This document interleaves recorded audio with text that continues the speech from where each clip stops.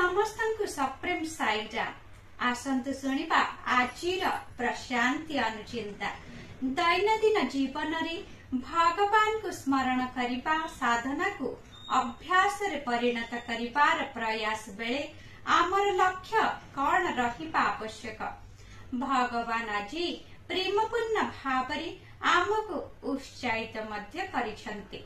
दिव्य जीवन निर्वाह करुथुबा व्यक्ति दिव्य आनंद अनुभव करिथाय।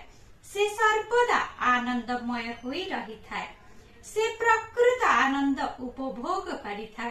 तेणु प्रत्येक व्यक्ति एही सत्यता को सदा सर्वदा अनुभव करिबाकु हेबो जे से हेउछि दिव्यत्वर एक स्फुलिंग।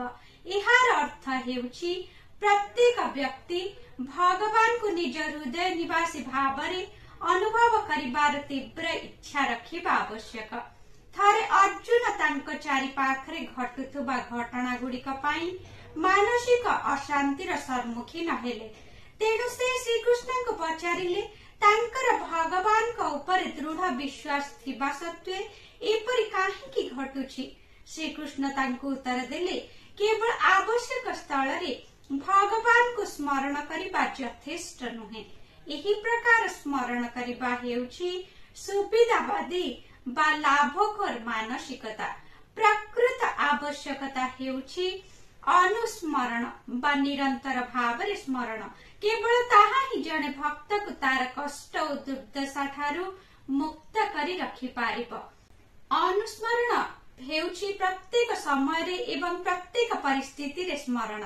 श्री कृष्ण अर्जुन को कहिले से भगवान को किछि समय रे एवं किछि कष्ट उद्देश्य रे स्मरण करुछंती। यह सठिक नुहे। श्री कृष्ण कहिले तुमे जदि मोते प्रत्येक मुहूर्त रे स्मरण करिबो ताहले मु सर्वदा तुमर होई रहिबी।